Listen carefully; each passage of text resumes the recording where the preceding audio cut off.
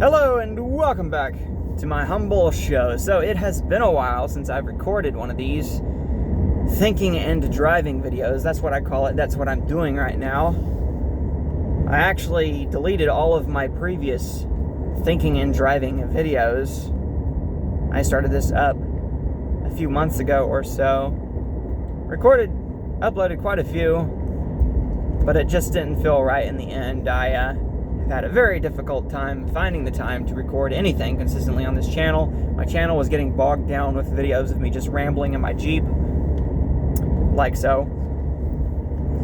So yeah, I ended up deleting all of those, trying to get back on track with my regular recording and uploading at home, more proper format where I can actually show and tell with the use of my computer. But I don't have anything to show you right now. I just have some thoughts to share with you. So I'm going to do that. I'm not going to hold myself to a standard of trying to record daily going forward. Definitely not in this setting. Hopefully I can at some point put together some trajectory of consistency when it comes to recording from home. I do have a lot on my mind every day. Not a lot of time to say it though, and that has been my problem. Well, one of many of my problems. But for now, I just want to share some thoughts about this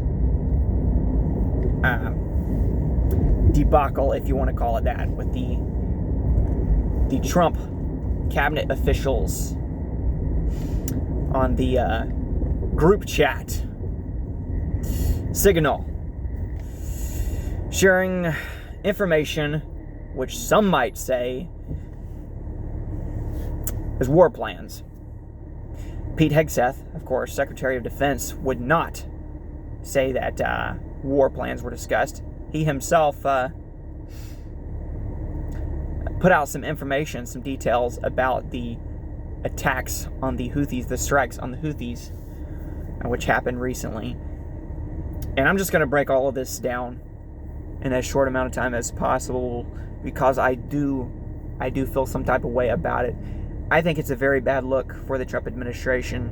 I'm not going to jump to some of the extremes that some of the anti-Trumpers out there are. The reporter for The Atlantic, if you want to call him that, Jeffrey Goldberg, I believe is his name, a notorious anti-Trumper.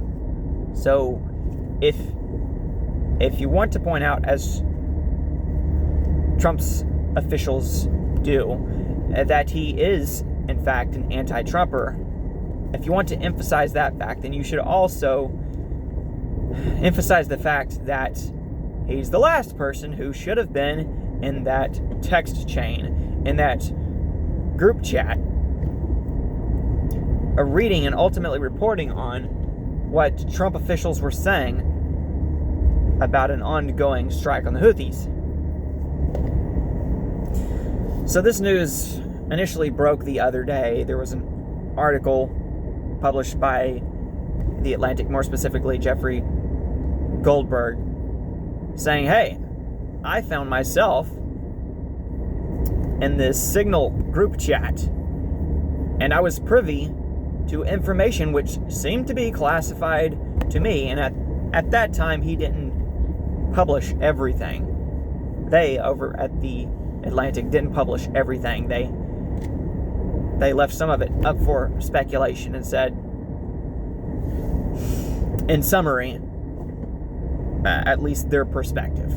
Now, immediately after that, or at least shortly after that, when the following reports were rolling in, Donald Trump himself was asked about it. He said he didn't really know anything about it, but he decided first and foremost to smear Jeffrey Goldberg and The Atlantic for their previous hoaxes against him. So essentially he was dismissing them altogether, saying, or at least suggesting, that it could be just another hoax. But he didn't really seem to know what was going on at the time. Shortly after that, Pete Hegseth was asked about it by a reporter, and he similarly went after the publication and the reporter, the journalist, attacking and saying they are totally discredited because they put out hoax after hoax after hoax, Russia, so on and so forth. More dismissiveness. And it seemed more like a deflection than a denial to me. So I wasn't really buying what Hegseth was saying. And I say that as someone who supported him going into his role over at the Defense Department, the Department of Defense. So it pains me to say some of what I'm saying. I'm just not really buying what they're saying. They definitely went on the defensive, though. And then so, after that, as of yesterday, notably Tulsi Gabbard, DNI, and John Radcliffe, director of the CIA, they testified in front of a Senate committee. They did again today. And more news broke in between yesterday and today. Because after so many Trump officials said, there's no there, nothing classified about it, no war plans were discussed, no specifics were discussed, Jeffrey Goldberg and The Atlantic decided, well, if that's the case, none of it's classified, we'll just go ahead and publish the rest of it. So they published screenshots of Pete Hegseth texting some specifics about times of attacks and types of weapons into the group chat. Yeah, he was texting it into the group chat. Still up for debate whether or not that's technically classified. My argument would be that whether or not it's classified, it depends on who you ask and when you ask them. It's still a huge mistake. I thought it was interesting. Yesterday in the Senate hearing, John Radcliffe specifically was saying that it was not a huge mistake. It was a mistake, but not a huge mistake. I would argue that any mistake regarding national security is a huge mistake. But today, just a little while ago, Marco Rubio was answering some questions on the matter, and he said that it was a big mistake. So, are Trump's officials at odds? You have one saying it's not a huge mistake, and another one saying it's a big mistake. I guess the question there is whether or not those two words are technically synonyms. So we're just really getting into the technicalities here. The semantics, as they say. And I get it. But I think that it is a huge mistake. And again, what worse person to let into the room, the chat room, the chat group, than a rabid, notorious anti-Trumper. So if you want to take it out on him and them, well, it's your own fault for not vetting the initials of the names who were privy to that information. So it was by initials. You could see the initials of some, the names of some others, and yeah, his initials were in that text chain, and no one picked up on it until it was too late. So fortunately, none of that information got to the Houthis. The strikes were very successful. The war plans, if you want to call them that, were successful. And now the debate is over whether or not anything classified was disseminated with an individual who was not meant to receive it. So, to people who say, as all of Trump's officials are saying right now, there was nothing classified about it, I believe, reasonably so, that if the shoe were on the other foot, if the Biden administration was in the White House, or the Harris administration were in the White House right now, and the exact same thing happened all of these officials would be saying the exact opposite of what they're saying. They would be saying it's absolutely classified information. There are different standards you can rely on. ODNI standard is that these sorts of war plans and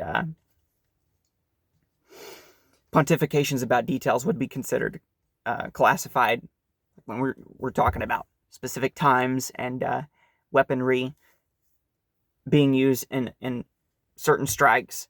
That could very well be considered classified, aka top secret. There's different levels of classification even then, I suppose. If I'm not mistaken, Trump has signed executive orders in the past, and there have been various executive orders in the past which consider this sort of thing to be classified. So Trump's officials are essentially saying it's not classified simply because Pete Hegseth decided to share what he shared with everyone else who was in the group. They're saying because he's a determining factor in what is or isn't classified, and he shared it, therefore it's automatically not classified. It's kind of like when Donald Trump took classified documents, but because he was the president at the time, they said, well, by taking them, he declassified them. Entirely different debate. I have a fairly nuanced position on that, I think. But on this as well, I try to be as nuanced as possible. And I'm just saying that, in my humble opinion, if it had been the Democrats in charge right now, and the exact same thing had happened, all of these Republicans who are saying it's not classified, there's no there, they would be saying the exact opposite. Something stood out to me when Tulsi Gabbard was testifying, specifically yesterday. She was saying, on the one hand, that she couldn't recall what was said in this text chain on Signal, which is a cleared app. I mean, they are able to use it. Such officials are able to use it. It's not like they're forbidden from having these sorts of conversations. So that's kind of off the table. But she said she couldn't recall the specifics of what was said. She was simultaneously saying in testimony that there was definitely nothing classified about it. So on the one hand, she was saying absolutely nothing classified. On the other hand, I can't really remember what we were talking about. You can't have it both ways. So that right there is a significant sign of a talking point being touted. That sort of thing stands out to me. It stands out to me when something like this happens and the immediate response is to act like it's a hoax. You disparage the reporter. And generally, I'd say that's fair because I'm no fan of The Atlantic and the reporters. They're suckers and losers style reporters over there who spread those sorts of stories without verification. And they run with any anti-Trump narrative they can get their hands on. It could be that Jeffrey Goldberg found himself in this particular Signal group chat and thought to himself, what can I get my hands on and how can I use it against the Trump administration? That very well could be. But again, it's not his fault that they didn't vet him. And if you were him, what exactly would you do? Exactly what he did. Of course he was going to publish it, at least in segments. And some people are saying that it's a crime to publish what he has published. That he and the Atlantic should face the consequences, interestingly enough.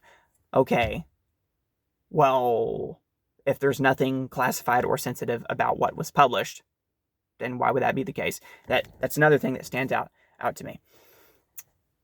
When certain people, I'm not saying Trump's officials are making this argument yet. I think they realize how it would come back to bite them because of the point that I'm pointing out. You know, if you say they've committed some kind of criminal act by releasing this very sensitive, classified, top secret information publicly, and also it's not sensitive classified top secret information. That would be so obviously self-contradicting that it wouldn't pass any sincere sniff test. But there are people online making that sort of argument, saying that The Atlantic and Jeffrey Goldberg should be held accountable. That doesn't make a lot of sense to me for the reason I just described. They did what newspapers do. And they just call it a whistleblower incident or like a leak. But the question remains why exactly this guy was in this group. Mike Walz, security advisor, has taken one for the team, though he hasn't really taken much of anything because he got his hand held by Trump. He came out and taken responsibility while being told what a great guy he was. Okay, maybe he is a great guy. All these guys and gals, from Mike Walz to Tulsi Gabbard to John Radcliffe to Pete Hegseth, I've been supportive of all of them. I am, but I'm saying this does not pass a sniff test for me. And I would be saying the same thing if it were a Democrat administration in the White House. I don't like being lied to. I don't like being gaslit. And whether or not this is technically, according to any particular standard, classified information, a huge mistake was made. And I would like for someone to actually act accountable for it all, rather than like Mike Walz finally, after multiple days, saying, you know what, it's my responsibility. Also, those guys over there are super disingenuous, and all they do is write hit pieces on us. Now, just make sure that the buck stops with you for once. Can anybody make that happen? That would be nice. And if you're all going to roll out your talking points, at least make sure they all align, like whether or not it's a huge mistake or not, because they can't really seem to put out any consistent narrative on that. What else did I want to say about this? Yeah. What I was saying is certain things just stand out to me, rub me the wrong way.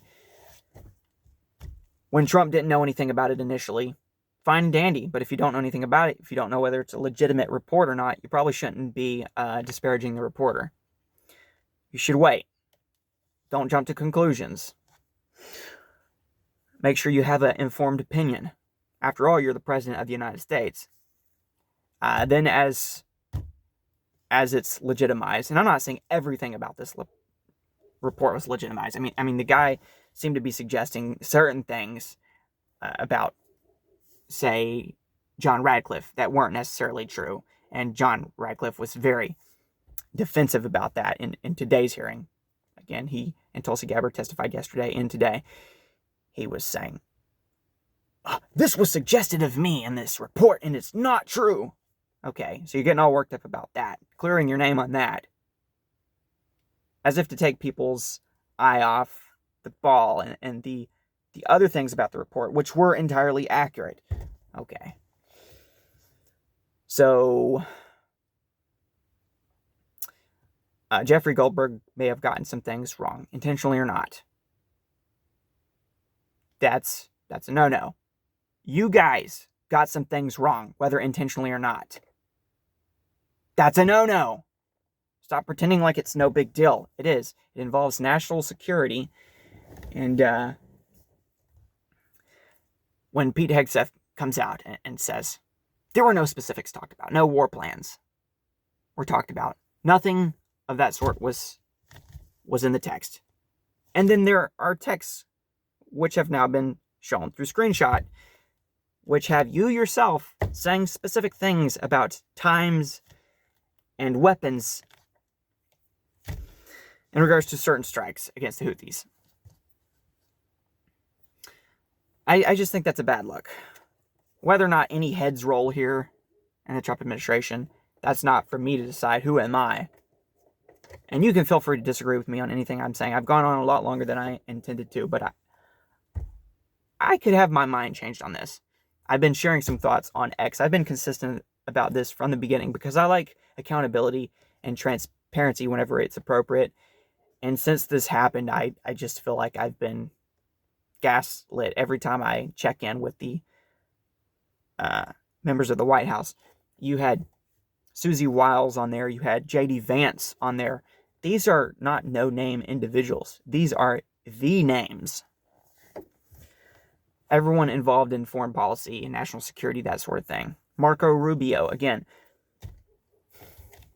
he shared some thoughts on it today.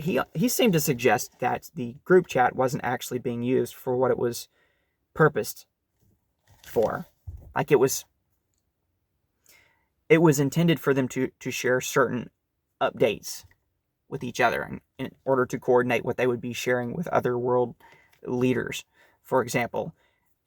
But within some of the stuff that was released through these Atlantic reports, you could see that there were basically debates, or at least a bit of a debate going on foreign policy.